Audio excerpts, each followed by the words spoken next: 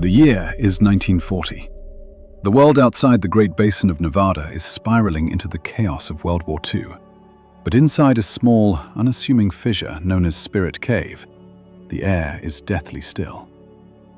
Sydney and Georgia Wheeler, a husband and wife archaeological team, are crawling through the dust.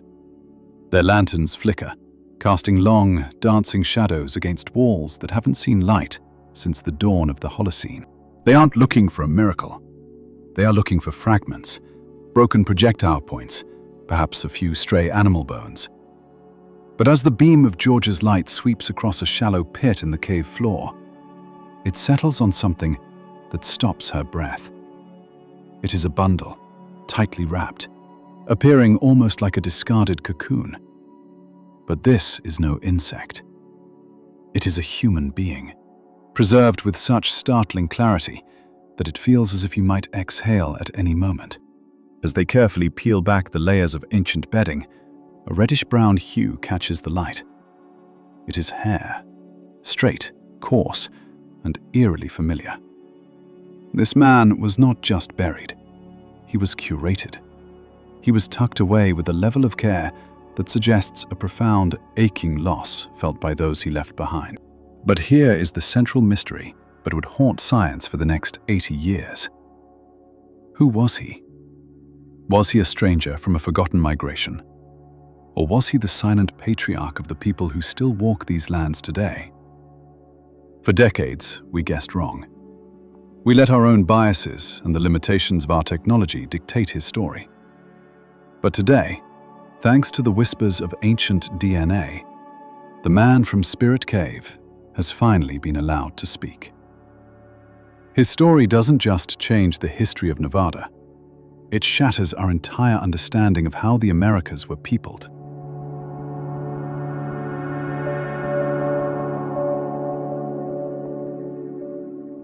To understand the man in the cave, we must first erase the Nevada we know. Today, the area around Fallon is a landscape of sun-bleached alkali flats and hardy sagebrush.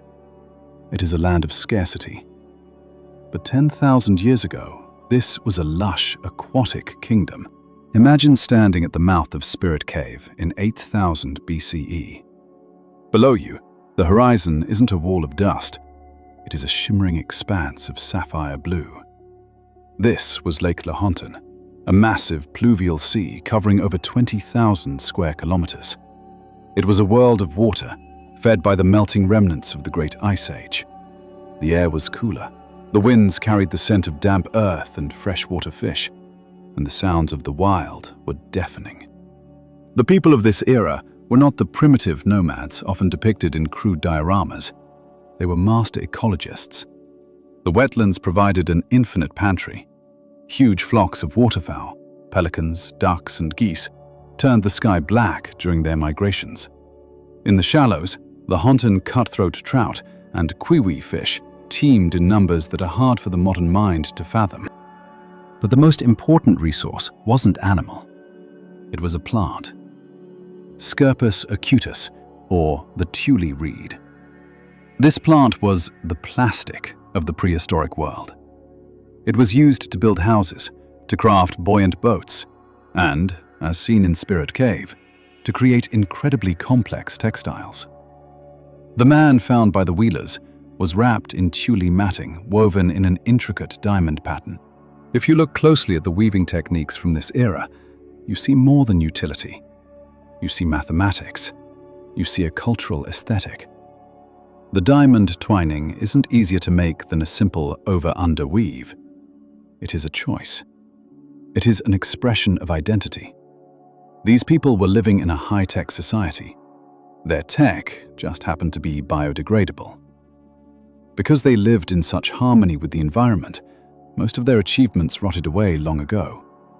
Spirit Cave, with its unique, alkaline, dry microclimate, acted as a natural time capsule, protecting a version of history that the damp earth elsewhere destroyed.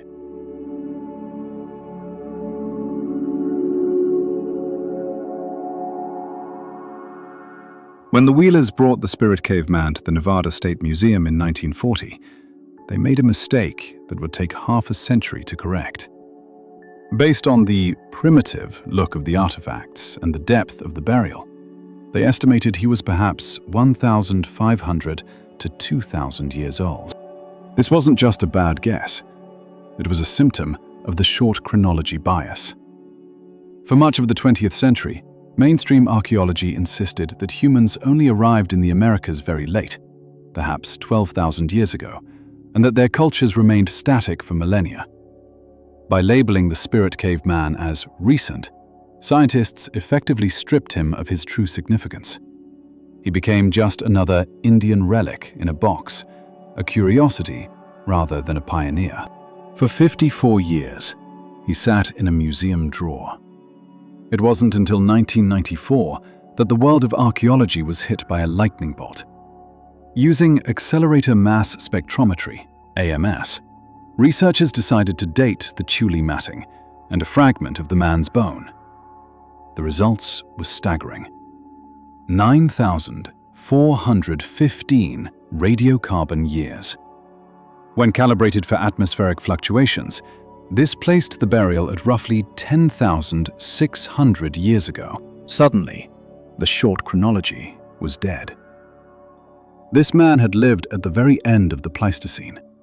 He was a contemporary of the last mammoths.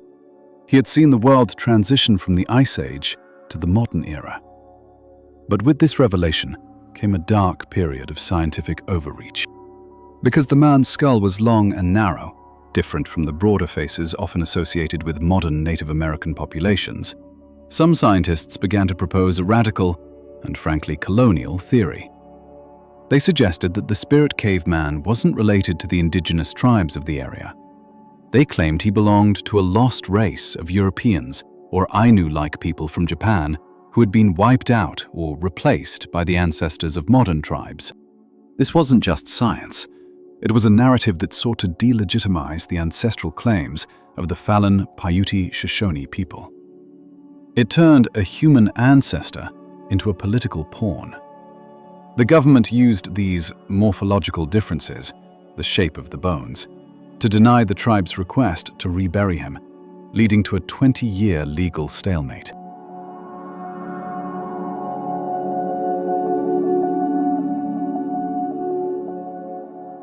While the lawyers argued in paneled rooms, the man himself remained a silent witness to a life of immense hardship and profound community.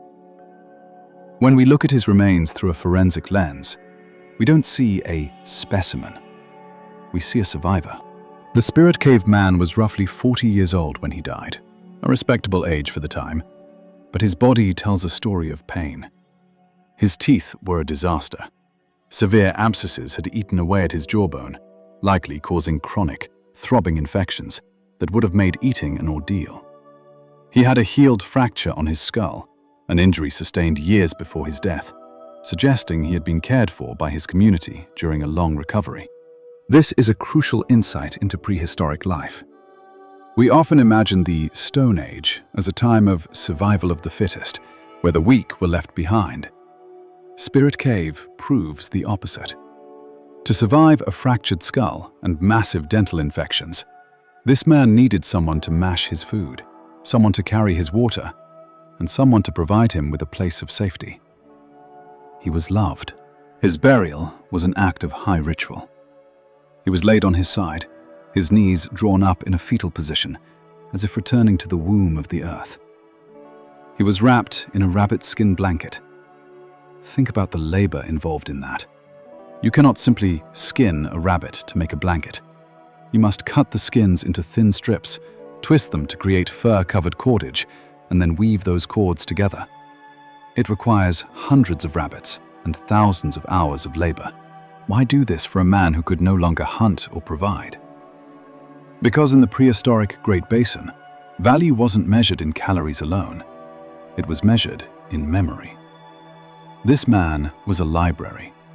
He carried the songs, the routes to the hidden springs, and the stories of the stars. His burial was a promise from the living to the dead. You will not be forgotten.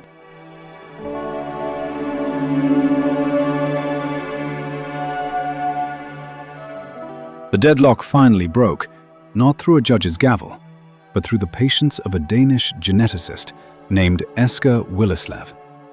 Unlike many who came before him, Willerslev didn't view the tribe as an obstacle. He viewed them as the rightful owners of the story. In 2015, he visited the Fallon Paiute Shoshone. He didn't demand the bones, he asked for permission. He promised that if the DNA showed the man was not related to them, he would say so. But if it showed he was, the tribe would have the ultimate smoking gun to bring their ancestor home. The team targeted the petrous bone, a dense part of the inner ear. It is the most waterproof part of the human skeleton, protecting DNA from the ravages of time and contamination. When the results were sequenced in 2018, the Paleo-American myth evaporated instantly. The spirit cave man was not European. He was not a lost wanderer from a different race. He was, in every sense of the word, Native American. Specifically, he was closely related to the contemporary indigenous people of North and South America. But the DNA told an even more incredible story.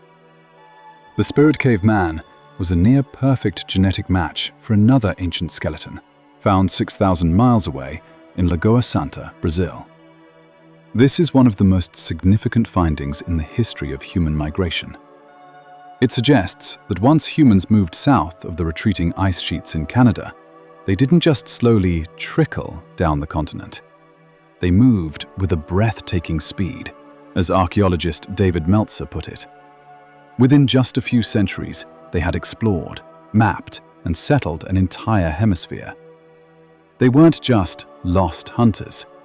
They were the most successful explorers in human history. They crossed deserts, jungles, and mountain ranges with a speed that defies modern logic.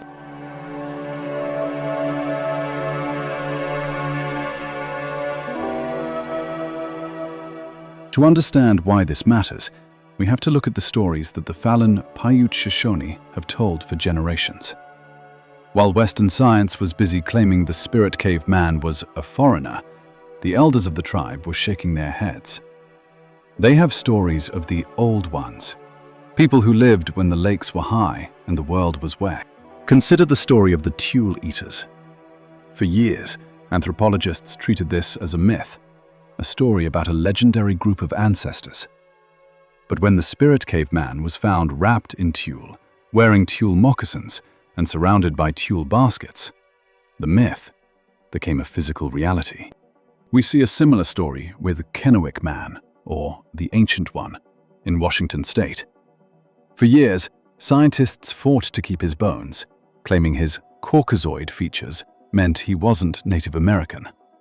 Again, DNA proved the scientists wrong, and the tribal oral traditions right.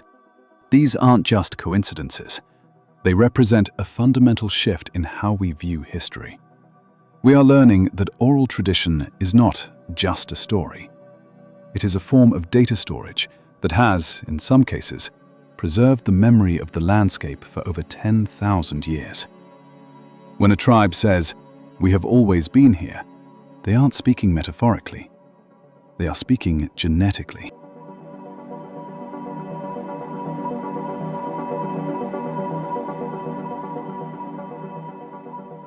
On November 22, 2016, a quiet ceremony took place in the Nevada desert.